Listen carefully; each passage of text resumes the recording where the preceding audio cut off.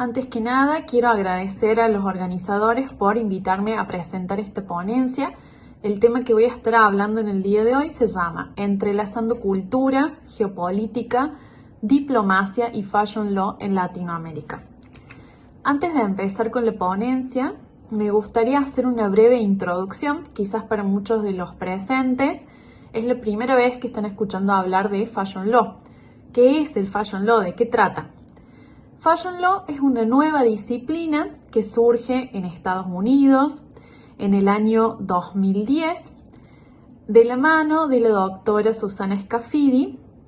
Ella es la pionera que lo que busca esta nueva disciplina del derecho es dar respuesta a todas las problemáticas típicas que se vivían en la industria de la moda. Una vez hecha esta aclaración, voy a empezar con la ponencia. Y me gustaría empezar de la siguiente manera, respondiendo a esta pregunta. ¿Cómo puede la moda influir en la relación entre países? Para responder esta pregunta, vamos a tener en cuenta tres ejes temáticos. Primero, la diplomacia cultural. Segundo, comercio internacional. Y tercero, la construcción de identidad nacional. Respondiendo al primer eje temático, la diplomacia cultural, ¿qué significa esto? Acá vamos a hablar de lo que es el uso de la cultura para mejorar la relación y promover la cooperación entre países. Y acá tenemos en cuenta dos cuestiones. La primera, el intercambio cultural y el soft power. Cuando hablamos de intercambio cultural, ¿a qué hacemos referencia? Al hablar de intercambio cultural dentro del ámbito del fashion law, acá tenemos en cuenta dos cuestiones. Primero, los eventos internacionales y las colaboraciones globales. Cuando hablamos de eventos internacionales, ¿a qué hacemos referencia? Hacemos referencia a lo que son los desfiles de moda y las distintas exposiciones que sirven para intercambiar, hacer este intercambio cultural que nos permite presentar lo que es la moda local, llevarla a un ámbito más internacional y así poder mostrar lo que son las diferentes culturas, la creatividad, las tradiciones. Luego hablamos de lo que son colaboraciones globales. ¿A qué hacemos referencia con esto? Acá tenemos lo que son los diseñadores de los diferentes países que colaboran y permiten así fortalecer las distintas relaciones diplomáticas y culturales. Estas colaboraciones que permiten llevar a una mayor apreciación y comprensión las culturas entre los países involucrados. Luego habíamos hablado de otro eje que era el soft power. ¿A qué se referencia esto? Acá el soft power es cómo posicionamos a la marca dentro del mercado. Acá vamos a hablar de lo que es seguramente, a modo de ejemplo, ustedes muchas veces han leído en etiquetas de marca que dicen Made in Italia, Made in China, Made in Perú. Hablando desde Latinoamérica, por ejemplo, el ejemplo sería Made in Perú. ¿Qué significa este Made in Perú? En este caso se le da un rol protagónico, no solo se identifica al producto con un país, sino que a la vez se certifica este producto. ¿Por qué? Porque cumple con los estándares de calidad requeridos en el mercado. Un ejemplo típico de esto sería, por ejemplo, acá en Argentina hay una marca que se llama Lacoste. Esta marca tiene Made in Argentina, que es un tipo de algodón, y Made in Perú. Todos sabemos que el algodón peruano es muy bueno, por ende las telas tienen una mayor duración. Al hablar de este soft power, nos permite crear una proyección de imagen, es decir, proyectar la imagen de la moda de un país a través de otro país. Y también acá tenemos el caso de lo que son embajadores de marca. ¿Qué significa esto? Tenemos las celebridades, figuras públicas o influencers de determinados países que posicionan a diseñadores locales a través de eventos internacionales, como por ejemplo los premios Cannes.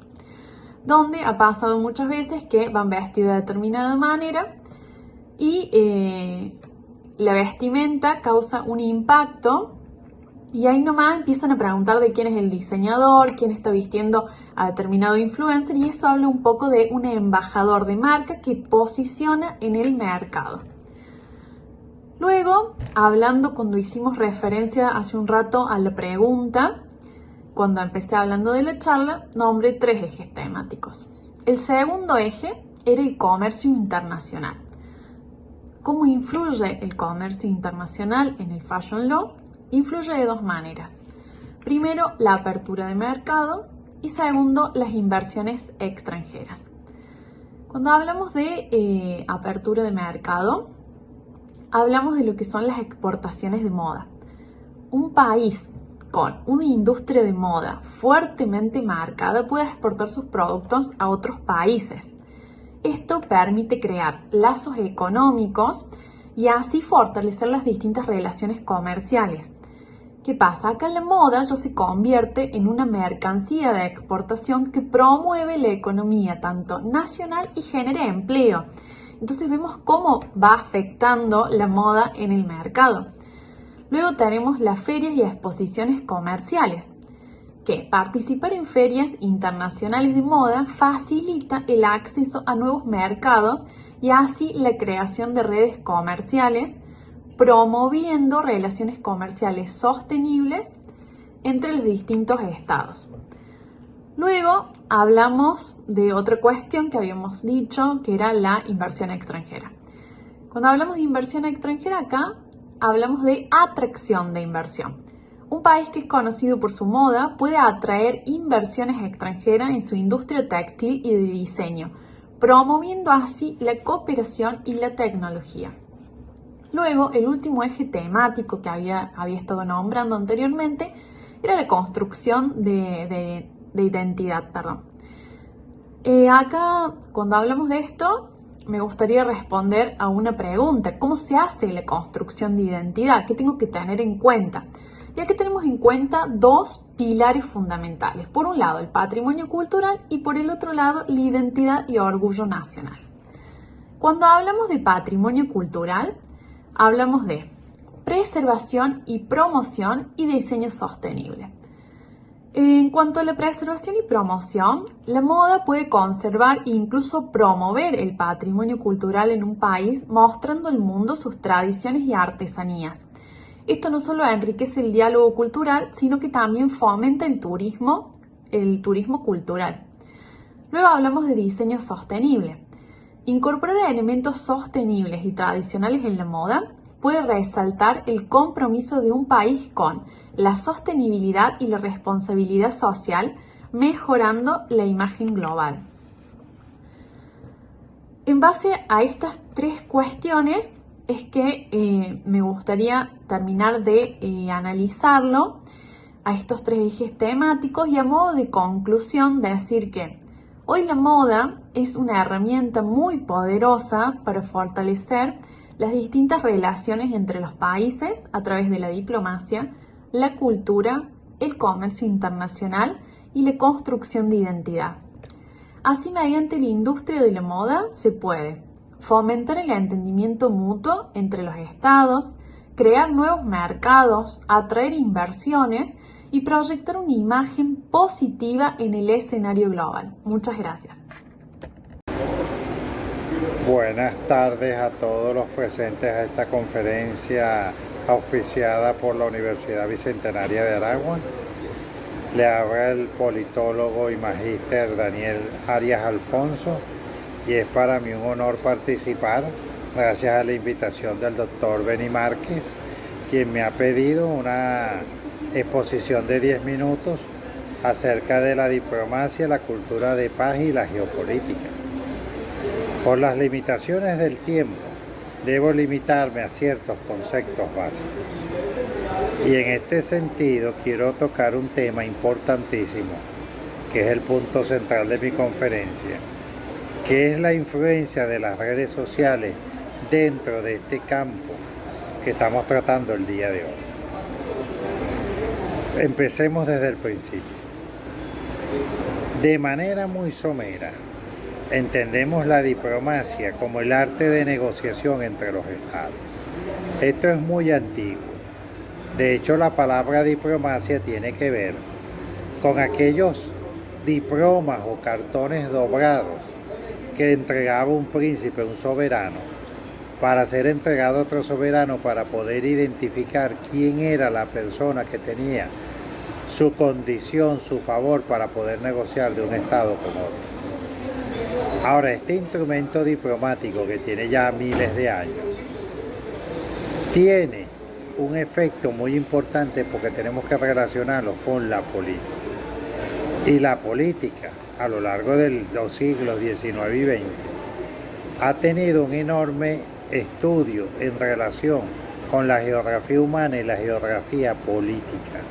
Aquí es donde entra la geopolítica, fundada por Friedrich Russell y otra serie importante de científicos que establecían que las relaciones entre los estados eran determinadas o estaban profundamente influenciadas por su espacio geográfico.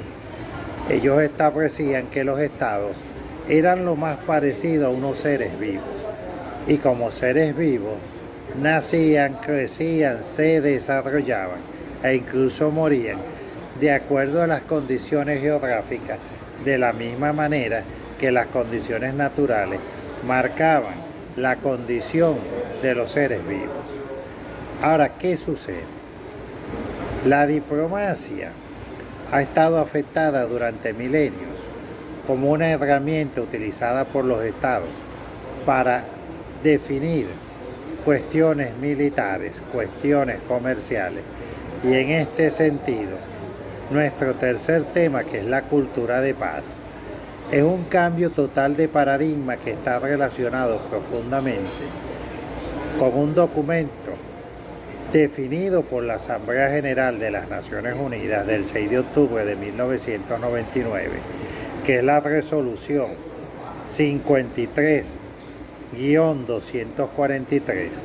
donde establece la declaración acerca de la cultura de paz y el programa de acción para una cultura de paz.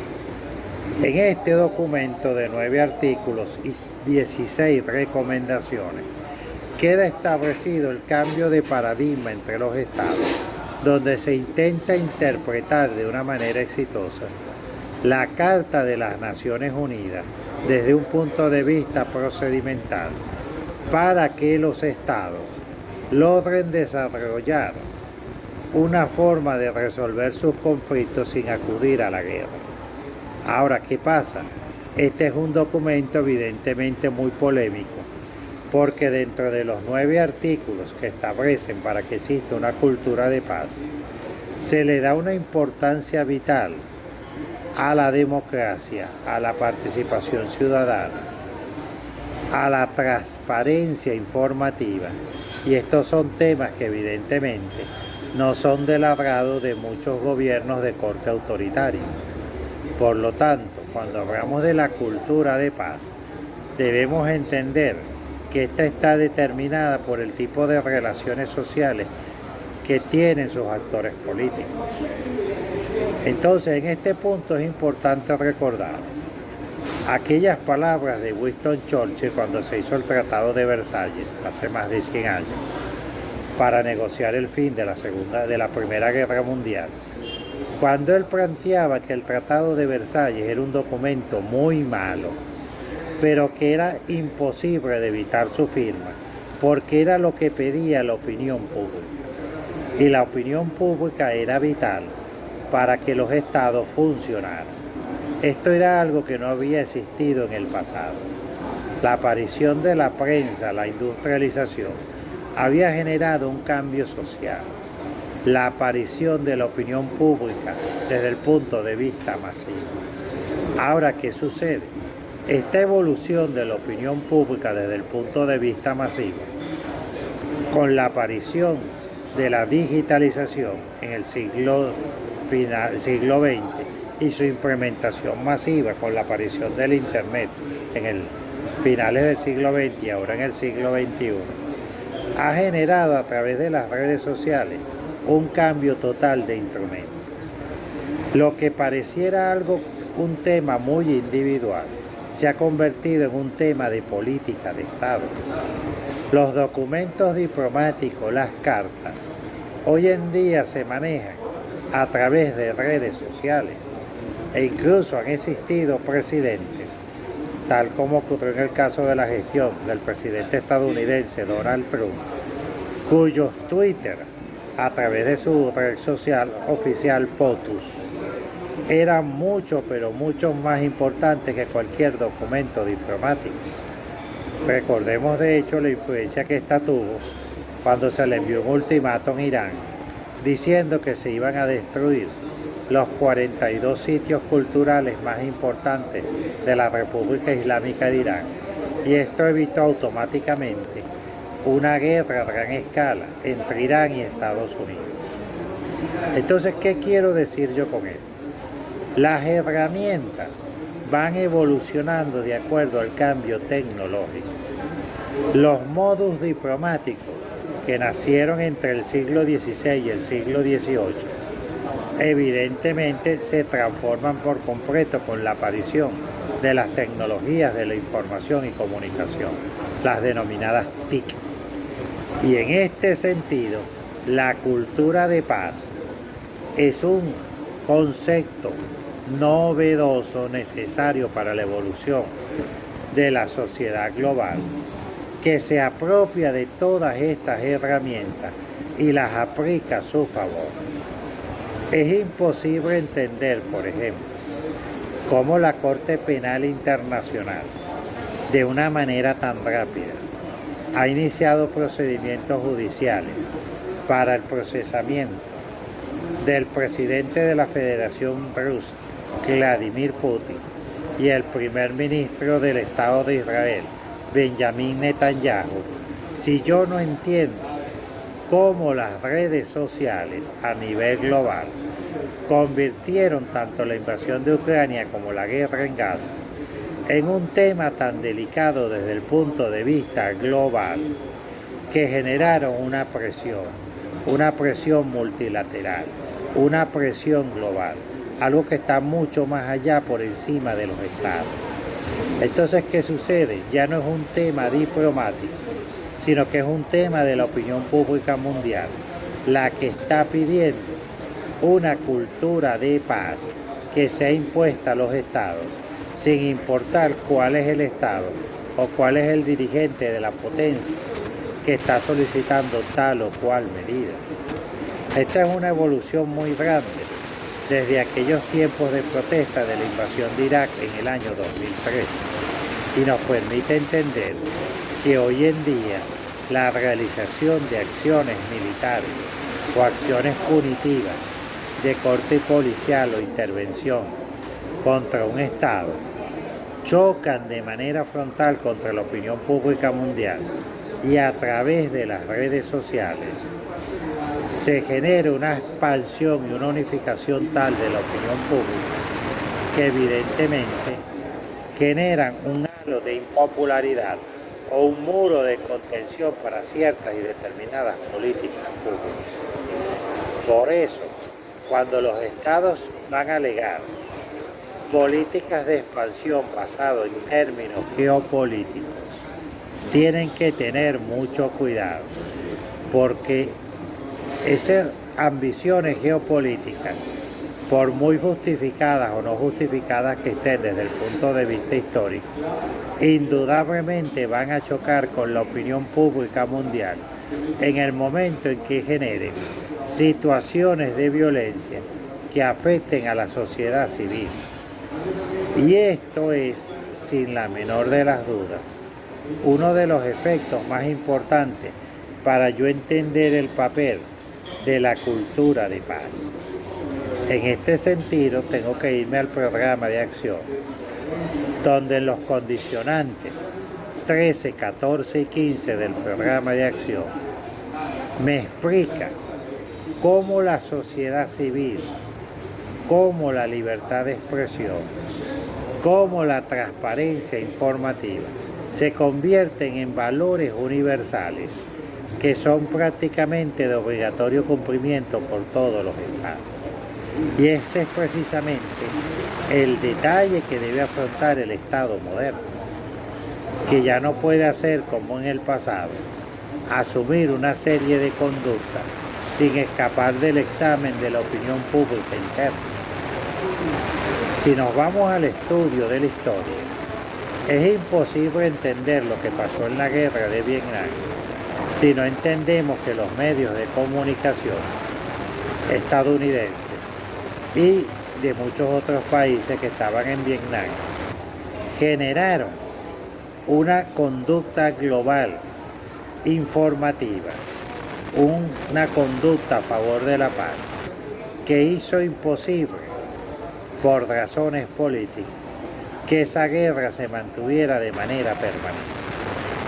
Lo mismo está aconteciendo actualmente desde otro punto de vista, obviamente, pero es prácticamente el mismo problema de opinión pública que está afrontando el gobierno de Israel, donde más allá de la opinión y el rechazo natural del mundo árabe a lo que está ocurriendo en Gaza, se está enfrentando al rechazo generalizado de muchos gobiernos y de muchas sociedades civiles en América Latina, África y Asia, que están unidos en torno a la idea de la violación de los derechos humanos y la violación del derecho internacional humanitario que rige cuáles son las normas, los parámetros de protección de la sociedad civil en tiempos de guerra.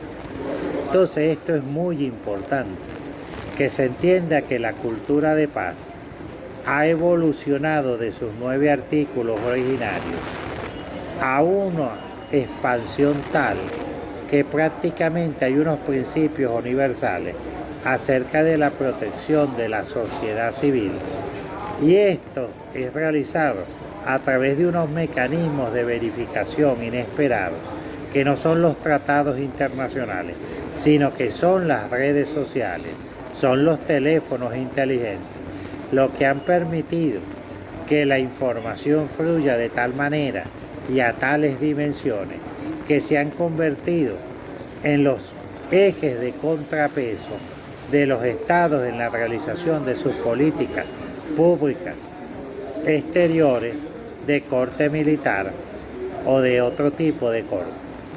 Y en este sentido, ya para finiquitar mi exposición, porque ya me queda un minuto, debo concretar que la diplomacia, la cultura de paz y la geopolítica son 3 conceptos que se armonizan con el desarrollo tecnológico de las redes sociales, ya que éstas convirtieron a todos los ciudadanos del planeta en actores y partícipes de las informaciones, dándole un peso de opinión que evidentemente no tenían hace 100 años atrás, pero que en la actualidad podemos decir sin la menor de las dudas que hemos llegado ya a un nuevo orden, a un nuevo cenit, a un nuevo nivel de desarrollo de la opinión pública mundial.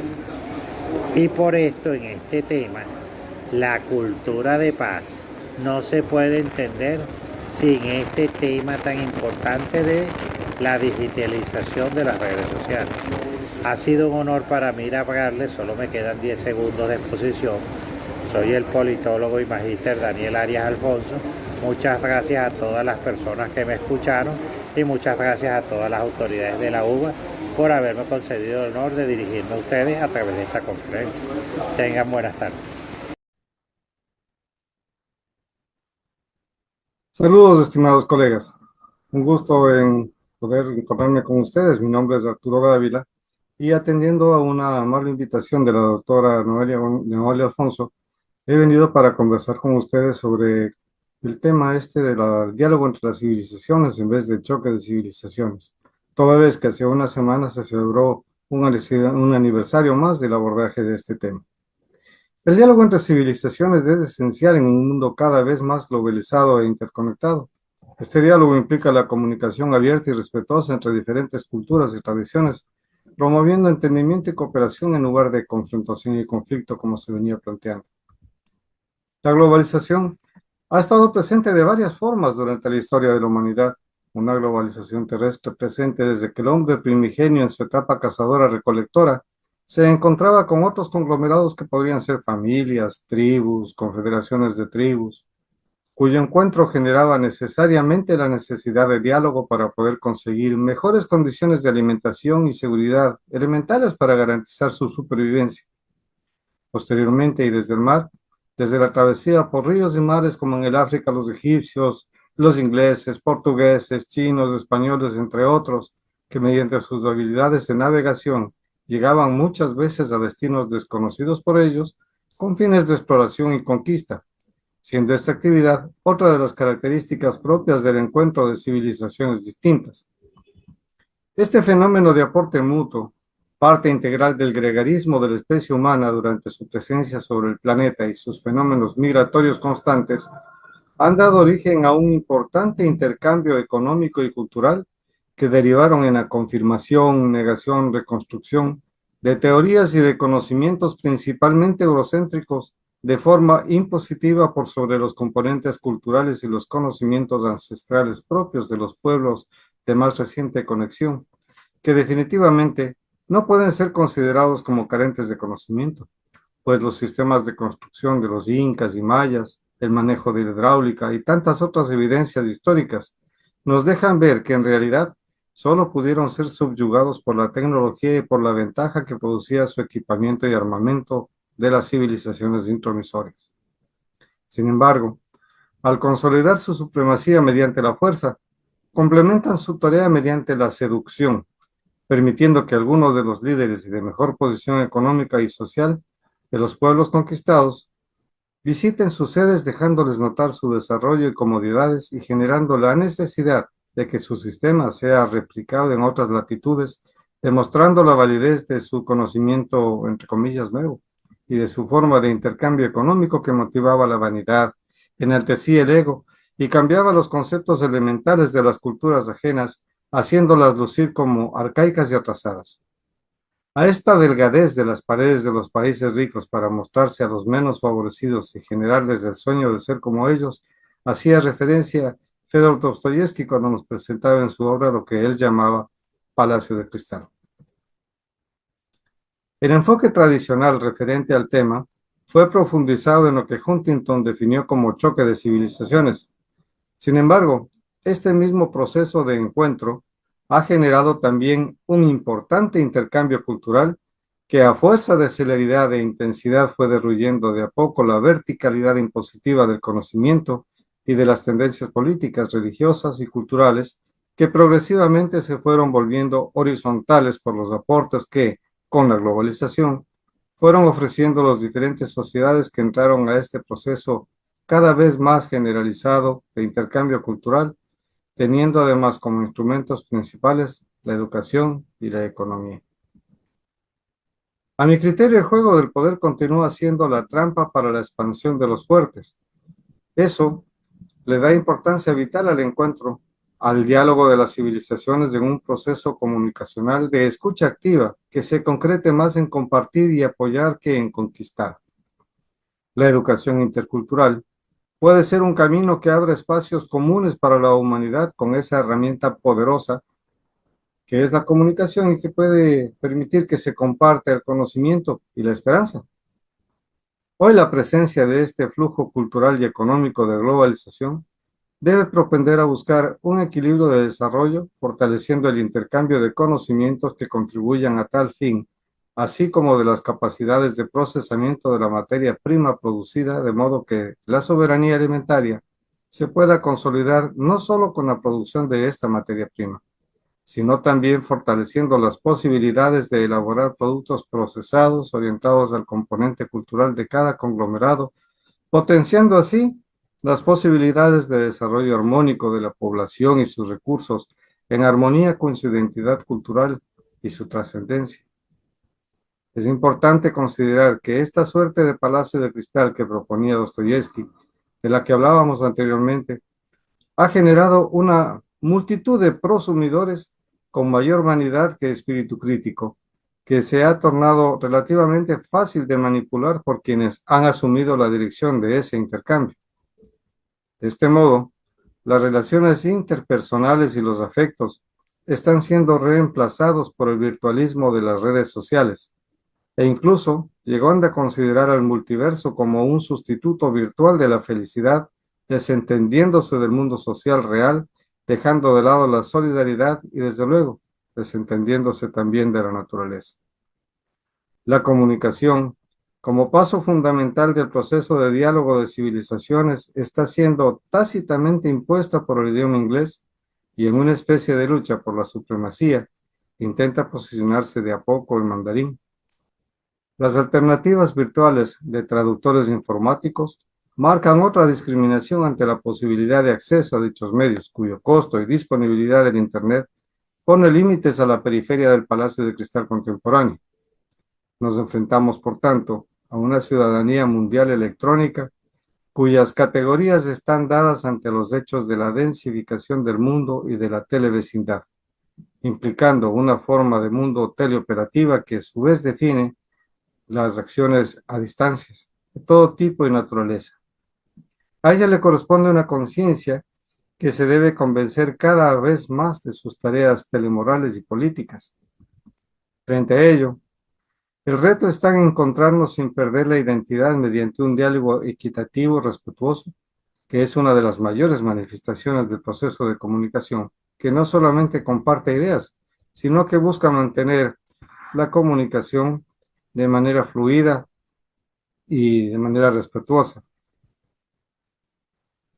No se debe perder de vista que las civilizaciones no son entidades monolíticas, sino que incluso en su interior tienen criterios diferentes orientados al bien común desde distintas ópticas, por lo que no se debe propender a la generalización de las características del enfoque del choque civilizacional, pues su esencia, sus costumbres y demás componentes que le dan identidad, raíces y culturas deben ser mantenidos y preservados mediante un proceso educativo que, en tiempos de globalización, procura ser congruente con los avances científicos de la época, pero que necesita también mantener incólumes los principios elementales de convivencia social en paz. Estas normas sociales comunes están traducidas en leyes que son acuerdos consensuados de dicho conglomerado con miras a tener un desarrollo armónico mediante un comportamiento colaborativo. Este permitirá articular acciones en pro del desarrollo común, a la vez que observa y actúa punitivamente sobre aquellas que le son perniciosas para el progreso de dicho conglomerado. Desde este punto de vista y desde los diferentes enfoques socioeducativos, es que la educación en sus diferentes niveles debe actualizarse y procurar que estos vínculos etéreos pero eternos del conglomerado no pierdan esta característica principal, pues si bien el encuentro y el diálogo de civilizaciones es una tendencia indetenible de la contemporaneidad, no implica que en dicho intercambio migratorio, económico y de conocimientos sea el pueblo receptor quien pierda sus raíces de identidad frente a los pueblos migrantes que deben ser acogidos con respeto, pero que tienen implícitamente la obligación de adaptarse al modo de vivir del conglomerado acogiente con gratitud, respeto y tolerancia mutua de su lengua, sus usos y sus costumbres. En lo referente a la educación, esta misma realidad en la que se desenvuelve la sociedad contemporánea, que le da características, como bien lo decía Zygmunt Bauman, de líquida, dada la facilidad con que cambia de forma tradicionalmente para adaptarse a los devenires de los continuos y bruscos cambios, ofrece una sociedad, de acuerdo a la concepción del Colegio Interamericano de Guerra de Estados Unidos, que se torna volátil, incierta, compleja y ambigua, volviéndose por tanto ahora una sociedad más bien gaseosa. Hoy el quehacer principal que mantiene los vínculos de la sociedad, rodeando sus principios y valores, es definitivamente la educación. Pero esta misma educación se enfrenta a cambios tan bruscos que le hacen difícil el acoplarse a los mismos con la calidad necesaria para ajustarse a una sociedad cada vez más demandante y competitiva. Estas particularidades hacen necesario el plantear nuevos paradigmas que partan de constructos reales desde lo filosófico, lo metodológico, lo axiológico y lo procedimental, que permitan facilitar aprendizajes puntuales tan demandados ante las prisas propias de esta intensa interrelación, sin evadir el más importante eje transversal, que debe ser de los principios y valores del conglomerado social, con miras al estar en capacidades adecuadas para relacionarse entre los miembros de esta sociedad y con otras sociedades que permitan permanentemente encontrarse en un mundo virtual mediante la Internet, que hace que estos encuentros de carácter económico y científico se den con mayor frecuencia para la superpoblación del mundo virtual.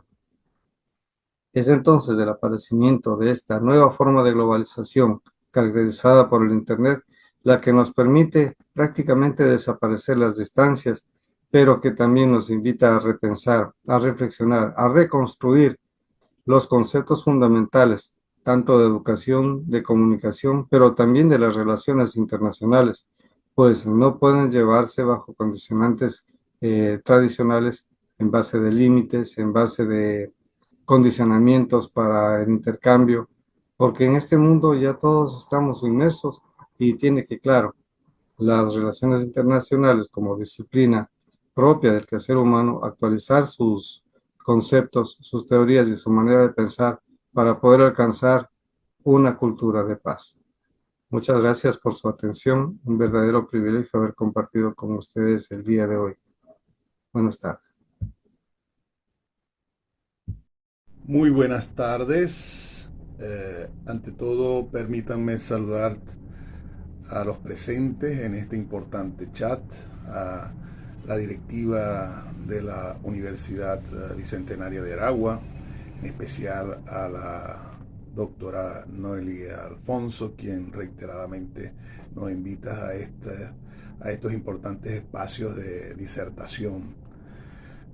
El tema que les traigo hoy son los desafíos de la diplomacia en construcción de la paz en el mundo.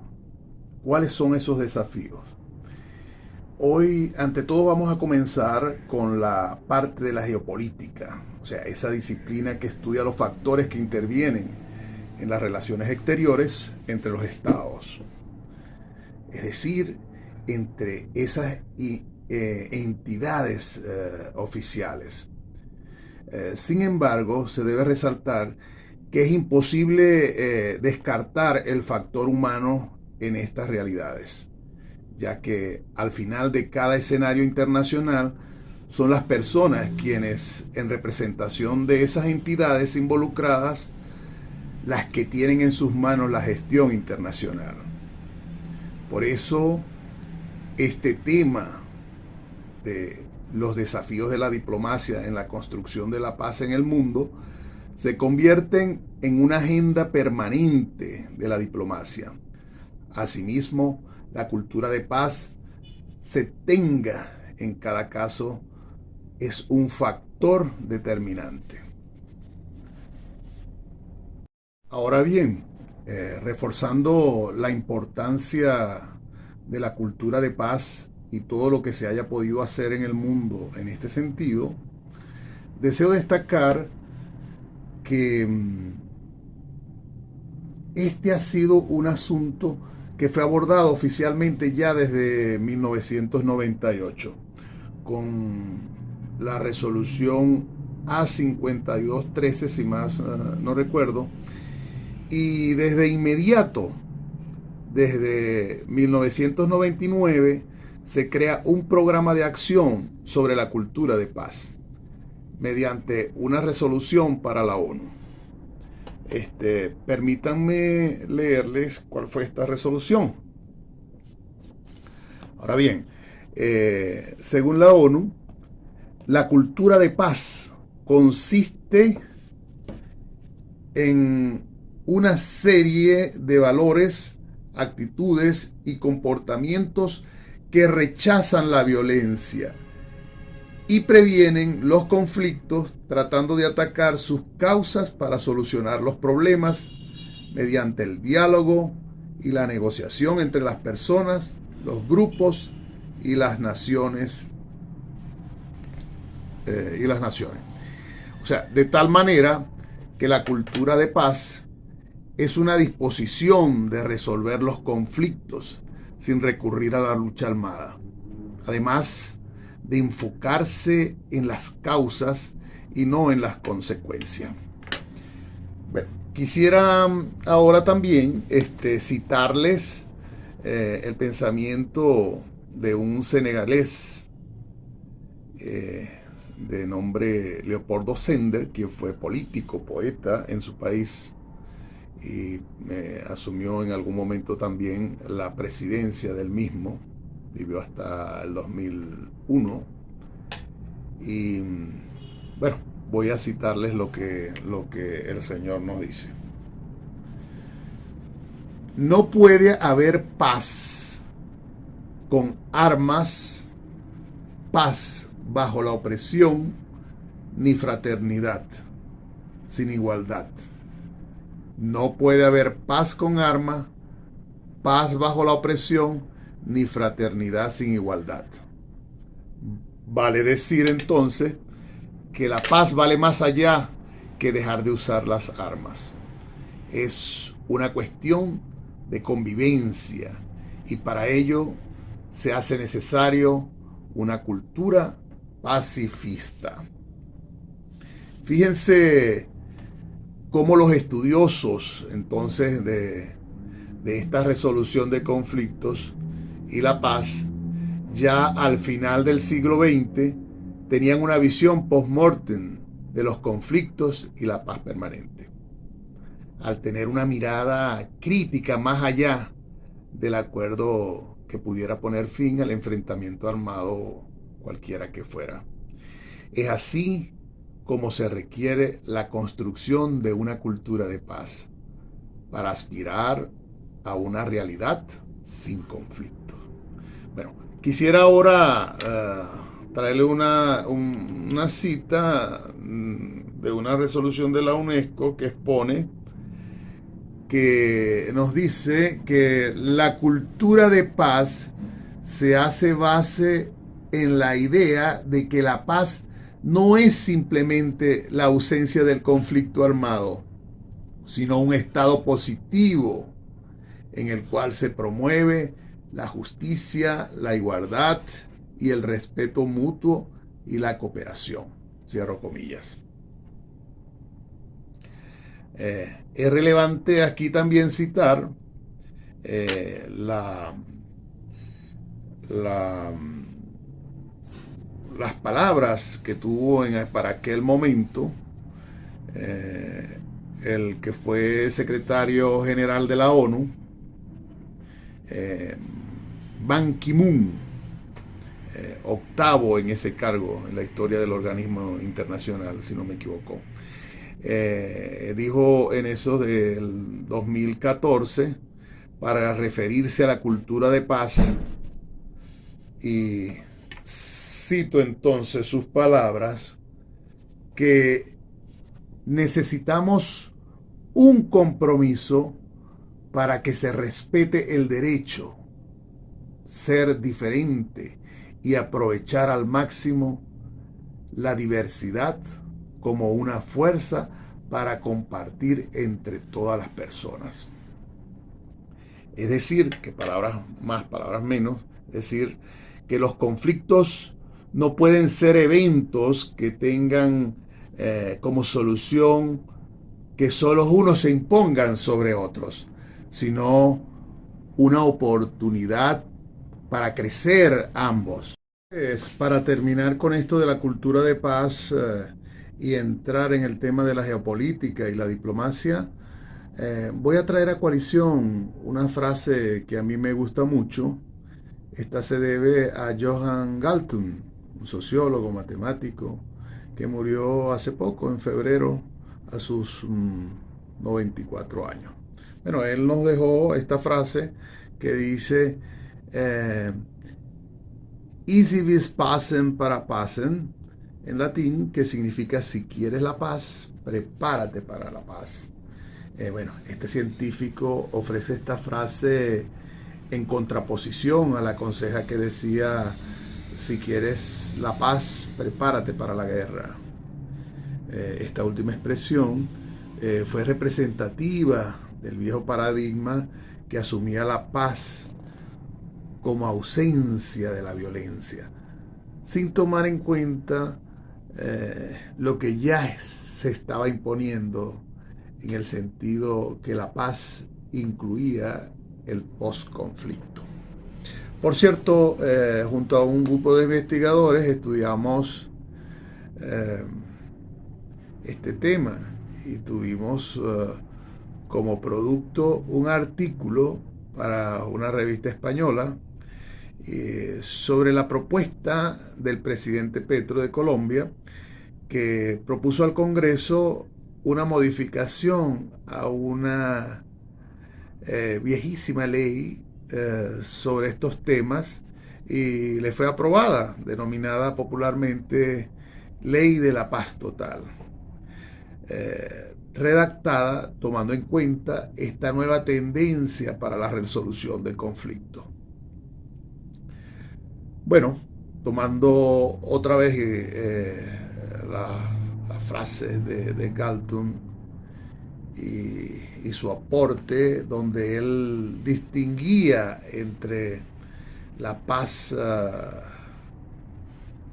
la veía en dos situaciones: la paz positiva y la paz negativa. La paz positiva nos decía que era la ausencia de la violencia, tanto directa como estructural o indirecta. Y la paz negativa era la ausencia de la violencia sistemática, organizada y directa. Bueno, hasta ahora parecería que los aportes de las teorías de Galton sobre la paz y los conflictos resolverían lo referente a la pacificación en el mundo. No significó que sus propuestas estuvieran fallidas totalmente, sino que el mundo cambió. Veamos entonces que la geopolítica consiste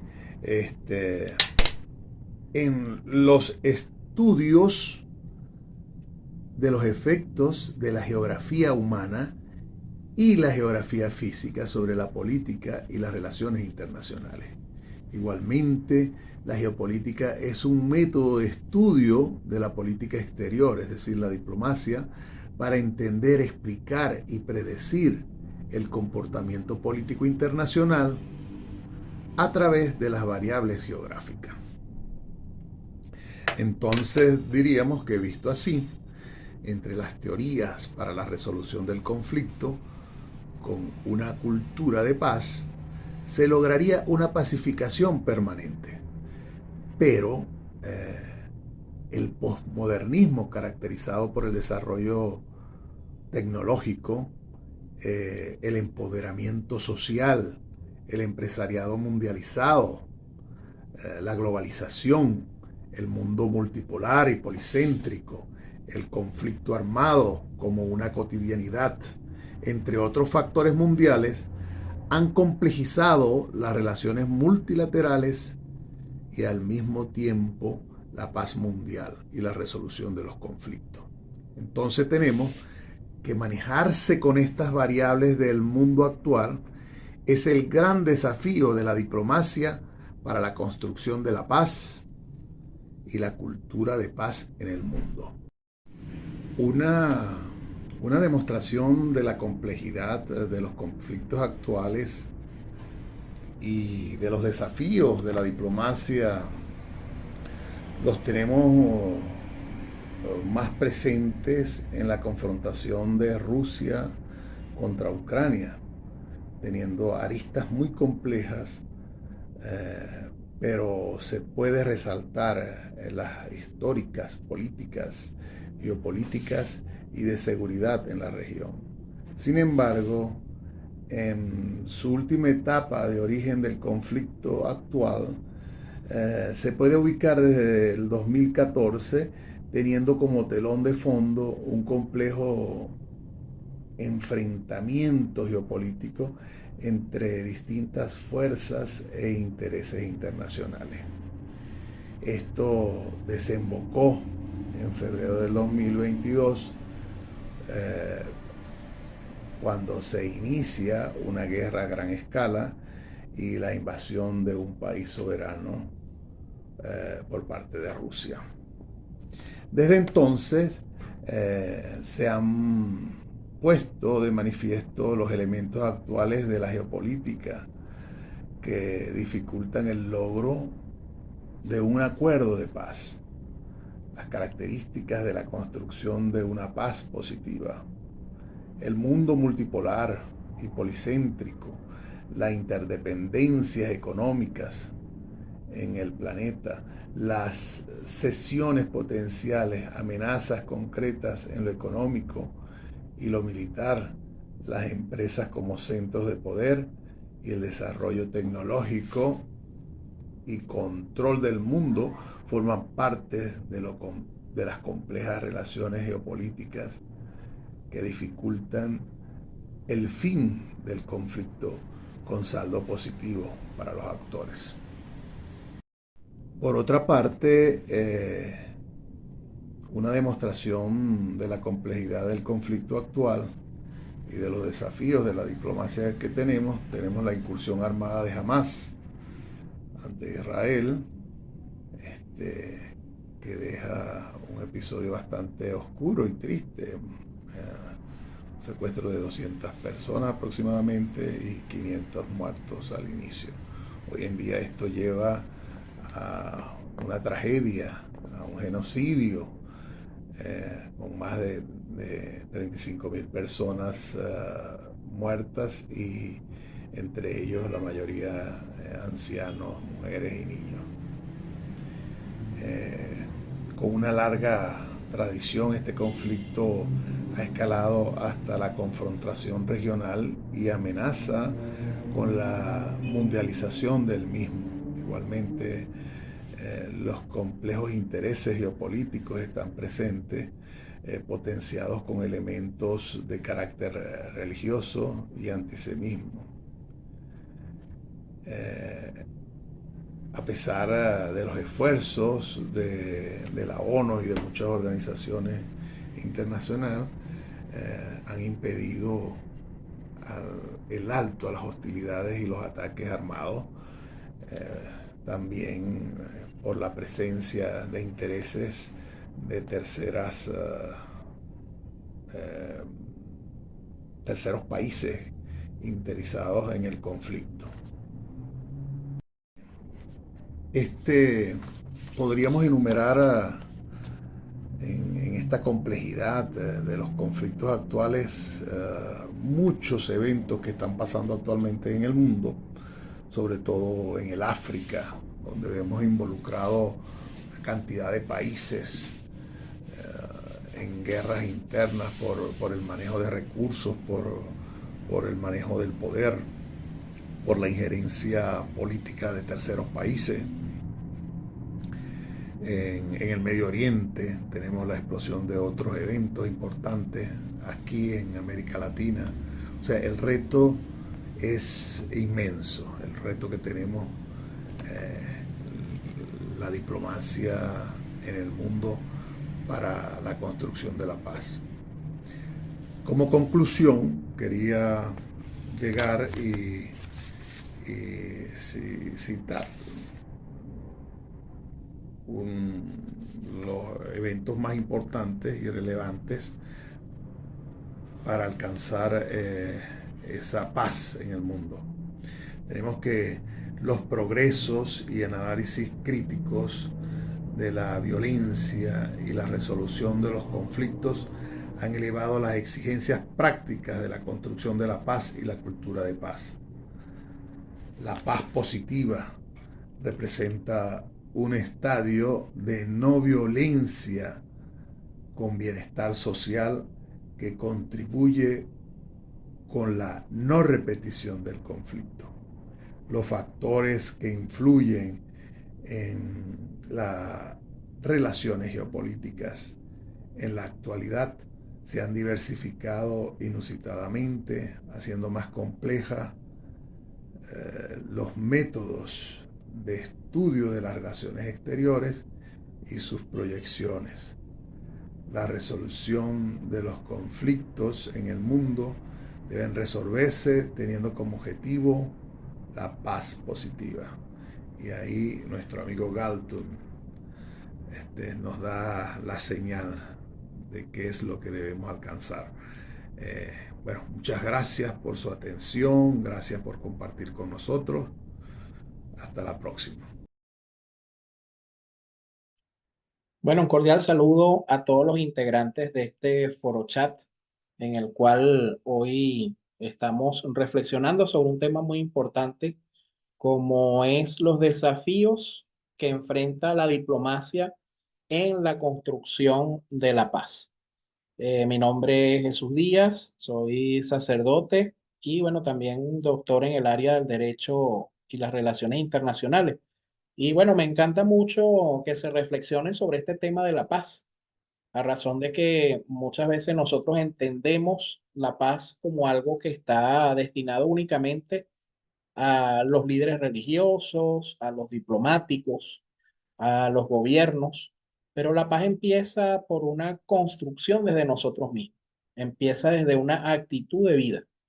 Y bueno, la paz es un tema fundamental y lo entienden sobre todo aquellos que han experimentado o han pasado pues por un episodio de guerra o alguna situación de conflicto.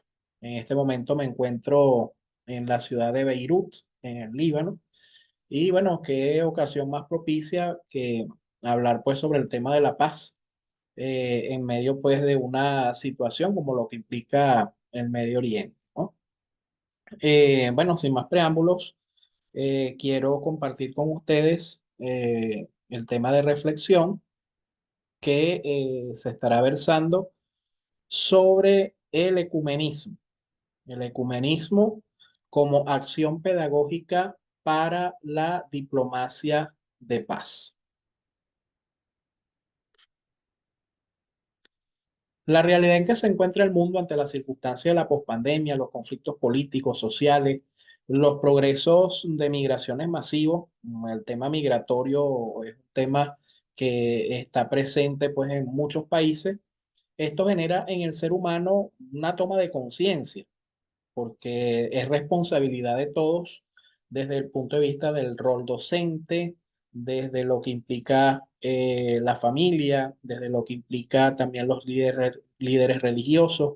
Es importante que nosotros tomemos conciencia de la responsabilidad que nos atañe ante estas situaciones que tienen repercusiones desde el punto de vista socioeconómico. Por eso nos enfrentamos a un escenario complejo, dinámico, cambiante, que marca las necesidades de nuevas formas de convivencia y de relacionarnos con los otros en el entorno mundial. O sea, cuando hablamos del fenómeno migratorio, estamos hablando de que convergen distintas maneras de pensar, distintas nacionalidades, distintas religiones. Entonces, esto hace que la convivencia sea un reto. Ahora, ¿por qué es necesario el ecumenismo? El ecumenismo como movimiento de diversas confesiones de fe cristiana que buscan la reconciliación es entendido como un vehículo para la unión de los cristianos, a través del cual se propicia el encuentro, un encuentro de conocimiento mutuo, de diálogo, de trabajo social, una oportunidad de convivencia social viable y posible. Ahora a lo mejor surgirá la duda, bueno, ¿por qué hablar del ecumenismo y no hablar quizás del diálogo interreligioso, que es un concepto mucho más amplio? Bueno, precisamente porque el ecumenismo es más fácil de poner en práctica, a razón de ser de que cuando hablamos de ecumenismo, hablamos de los puntos en común de las distintas confesiones religiosas que creen en Cristo, ¿verdad? Entonces, digamos que el ecumenismo va a ser un primer paso para que luego sea posible, desde el punto de vista de los cristianos, el diálogo interreligioso. Cuando surgen estos movimientos, podemos recordar aquel famoso encuentro del Papa Juan Pablo II en Asís, donde confluyeron distintos líderes religiosos y se empezó a establecer pues estos encuentros constantes en favor del diálogo interreligioso. Previo a lo que pudo darse en ese diálogo interreligioso, se venía trabajando el ecumenismo. Por eso el ecumenismo va a ser, digamos, una puerta de entrada, va a permitir de alguna forma que podamos establecer un inicio para lo que debe ser ese entendimiento en las confesiones de fe cristianas. Esto busca integrar epistemes cognitivas diversas, ¿no? Para que desde la reflexión, desde la integralidad, poder generar nuevas perspectivas para una praxis que sea integradora, humanizada y humanizante, que nos enseñe caminos para la convivencia.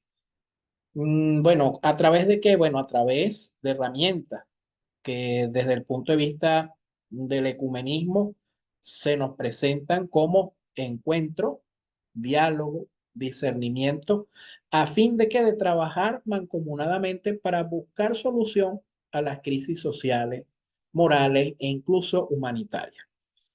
¿Cuál va a ser entonces el principio o el propósito general que se nos presenta desde el ecumenismo? Bueno, presentar el ecumenismo como una acción pedagógica para la sana convivencia que viene a ser desde el aula.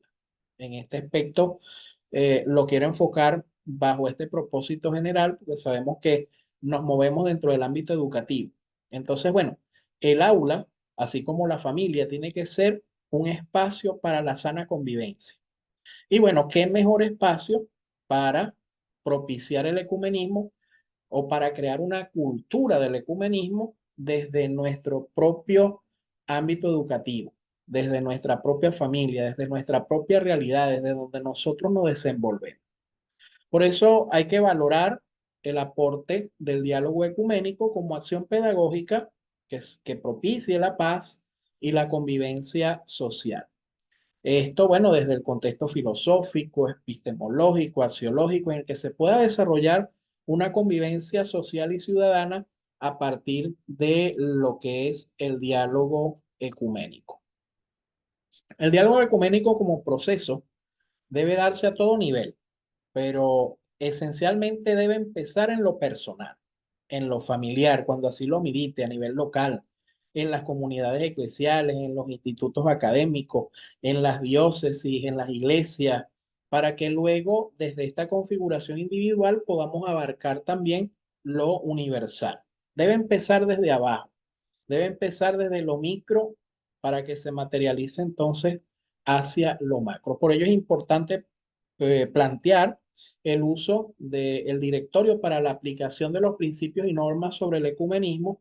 Y aquí, bueno, hay unas herramientas que podemos encontrar, por ejemplo, en el Pontificio Consejo para la Promoción de la Unidad de los Cristianos, un tema que la Iglesia Católica viene trabajando desde hace mucho tiempo y que, bueno, son directrices que podemos nosotros tener como herramientas para ello, ¿no? Así también muchos otros autores que trabajan pues sobre este tema. Ahora la gran pregunta, ¿cómo? Entonces, ¿cómo nosotros planteamos la construcción de la paz a partir del ecumenismo? Lo primero que hay que tener en cuenta es cuáles son las cosas que nos unen y no cuáles son las cosas que nos dividen, porque ese es el gran problema. Cuando nosotros nos tocamos el tema religioso, siempre nos enfocamos en lo que nos divide, en lo que nos diferencia. Ah, bueno, no, lo que pasa es que los católicos creen en la Virgen María, por ejemplo. Los católicos tienen veneración a las imágenes. No, lo que pasa es que las comunidades evangélicas, ¿verdad? Están estructuradas de manera diferente, tienen pastores. Los anglicanos parecen ser la iglesia católica, pero no son, ¿verdad? Tienen otras prácticas. Los luteranos, bueno, los calvinistas, todas las denominaciones cristianas que pueden existir, ¿verdad? Entonces siempre buscamos es las diferencias. Nunca nos esforzamos por buscar las cualidades que hay similares en cada una de las confesiones de fe. Entonces, lo primero que nosotros tenemos que ver es qué es lo que nos une. Y cuando nosotros nos hagamos esa pregunta, ¿cuáles son las cosas que nos unen? Nos vamos a dar cuenta de que son muchas más las cosas que nos unen que aquellas que nos dividen, que aquellas que nos diferencian, ¿verdad? A veces, claro, a veces es como un temor que tenemos porque pensamos que vamos a perder nuestra propia identidad y por eso hay personas que son muy resistentes y líderes religiosos que se resisten mucho al tema del ecumenismo. ¿Por qué? Porque sienten como que están perdiendo la identidad de su propia confesión, pero no es así. Estamos buscando más bien es propiciar el diálogo. No es que estamos buscando que las personas de esta religión o de esta confesión se vengan hacia mi espacio. No, cada quien manteniendo sus principios, sus creencias, pero buscando aquellas cosas que a nosotros nos unen. ¿Para qué? Para la acción humana. A través de la teoría de la acción se trata de explicar el cambio y el aprendizaje organizacional, concibiendo al individuo como un ser que conscientemente determina sus acciones, las ejecuta y luego evalúa los resultados pertinentes. ¿Qué es lo que queremos? Trabajar en conjunto. O sea, construir la paz amerita un trabajo. Y también el ecumenismo, si estamos hablando de un diálogo, si estamos hablando de un entendimiento, eso también tiene que propiciar algunos frutos, ¿verdad? Para que realmente pueda ser creíble que se está realizando pues esa construcción de la paz. Entonces, bueno, la acción pedagógica, interpretar la educación formal como un todo y reflexionar acerca de los hechos educativos desde sus supuestos fundamentales permite adquirir una profunda conciencia de la importancia de la formación y del ejercicio de la práctica del educador en el ámbito del desarrollo humano, como criterio para valorar la vida con calidad espiritual, mental y física, y el progreso social fundado en la justicia, la equidad, el respeto a los equilibrios ecosistémicos, considerando que el docente tiene en sus manos la ardua tarea como formar las nuevas generaciones en el marco del proceso de transformación de un país, ¿no? Vázquez 2012. ¿Qué es lo que queremos con esto? Bueno, el rol del docente entonces no se limita solamente a lo que debe ser impartir conocimientos en el aula de clase, sino también propiciar la interacción entre sus estudiantes, propiciar también lo que debe ser el diálogo, el entendimiento. Y bueno, qué mejor manera que el respetarnos cada uno nuestras creencias, pero que no nos quedemos allí, sino que podamos buscar la manera de trabajar en conjunto. Entonces, bueno, debemos dar signos, signos creíbles precisamente de lo que significa la acción humana y la acción pedagógica desde la construcción de la paz, ¿no? La acción humana, bueno, educar es un acto de esperanza. O sea, fíjense, si partimos pues de esta afirmación, educar es un acto de esperanza que invita a la participación, a la comunión por un mejor futuro marcado por el trabajo conjunto y fraterno, el diálogo propositivo y el mutuo conocimiento. Entonces, si nosotros entendemos educar como un acto de esperanza, vamos a entender que la construcción de la paz empieza desde el entendimiento y desde la aceptación del otro, no solo en las diferencias, sino también buscando cuáles son nuestros puntos en común. En la acción pedagógica, bueno, lograr un pacto educativo como un camino en el cual confluyan e interactúen los talentos de cada uno con el propósito de construir una mejor y una más humana civilización. ¿Esto para qué? Bueno, para la convivencia social y ciudadana. La convivencia social consiste en el respeto mutuo entre las personas, las cosas y el medio por el cual vivimos y desarrollamos nuestras actividades diarias. La convivencia ciudadana es la cualidad que tiene el conjunto de relaciones cotidianas que se dan entre los miembros de una sociedad cuando se armonizan los intereses individuales con los colectivos y por lo tanto los conflictos se desenvuelven de manera constructiva. Entonces, fíjense lo que se está planteando acá, ¿no? O sea, la convivencia ciudadana parte precisamente cuando logramos armonizar los intereses individuales con los colectivos para que los conflictos se desenvuelvan de una manera constructiva, es decir, para que podamos aprender de nuestros conflictos, para que podamos resolver nuestras diferencias, para que podamos entonces hacer una mejor sociedad. No es que no vamos a tener problemas, los problemas siempre los vamos a tener. Vamos a tener diferencias, vamos a tener desencuentros en algún momento. Por supuesto que sí, forma parte de la naturaleza humana. Pero dentro de esa resolución de conflictos necesitamos entonces que no se quede en lo negativo, sino que más bien logremos construir esa paz que tanto queremos y esa paz que tanto necesitamos, ¿no? Entonces, bueno, la educación posee un poder transformador que trasciende el espacio y el tiempo. Su fuerza rompe con el fatalismo y con los determinismos propios de la sociedad en conflicto. Educar es un acto de esperanza que invita a la participación, a la comunión por un mejor futuro, marcado por el trabajo en conjunto y fraterno, el diálogo propositivo y el mutuo conocimiento. Es lo que el Papa Francisco llama cambiar a un paradigma más humano, integrador y fraterno entre los seres humanos y la sociedad con el planeta, ¿no? Es interesante las aportaciones que hace el Papa Francisco, ¿no? En razón de que cuando él toca el tema del diálogo religioso y del ecumenismo, no se limita solamente a las paredes de la iglesia o a las paredes de las iglesias, ¿verdad?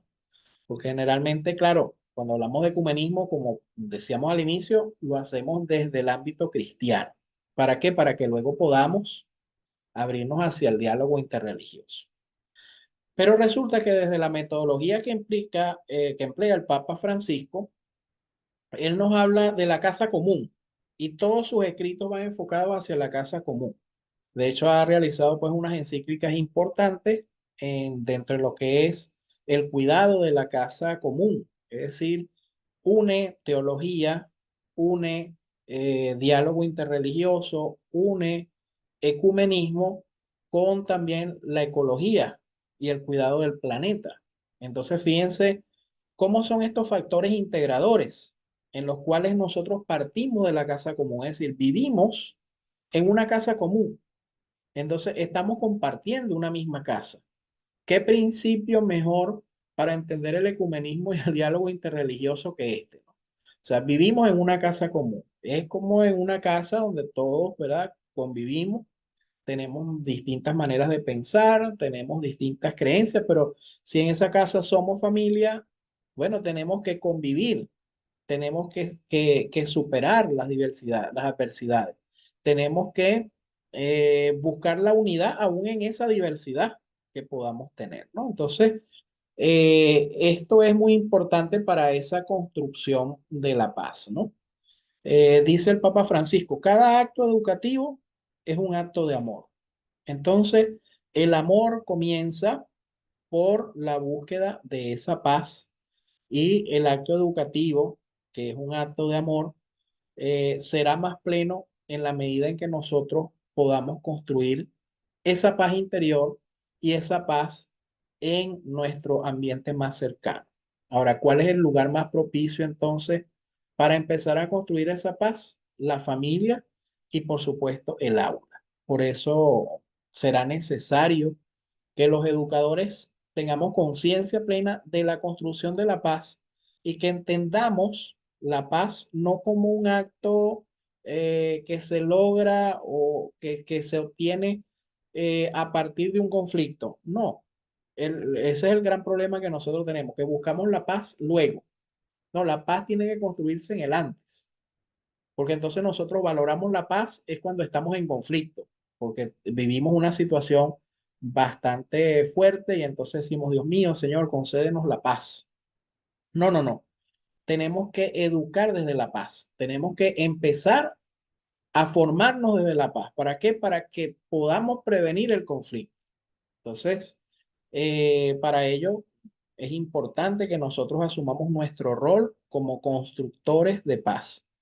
¿Desde dónde? Desde donde estamos, desde allí. No se necesitan de repente hacer grandes cosas para nosotros poder entender lo que es esa paz, sino que desde donde estamos, desde nuestro rol, desde nuestras actividades, vamos a construir esa paz. Y bueno, lo que yo les propongo es el ecumenismo como una experiencia para construir la paz. Es como decir un abreboca para la construcción de esa paz o un testimonio también para que si a pesar de las diferentes creencias que se puedan tener en torno a la figura pues de Cristo, se logra pues lo que implica el ecumenismo, que es el entendimiento. Entonces, bueno, muchos dicen que lo más difícil, y hay personas que comentan, no, nosotros no hablamos ni de la familia, ni de política, ni de religión, porque son temas complicados, ¿no? Entonces, bueno, imagínense, si desde el punto de vista religioso nosotros podemos trabajar en conjunto, es un testimonio de que la paz es posible, que la construcción de la paz es posible. Y bueno, hay hay testimonios muy importantes, ¿no? Nosotros tenemos una pastoral ecuménica en la cual participamos y hay de distintas confesiones y se han realizado trabajos en conjunto.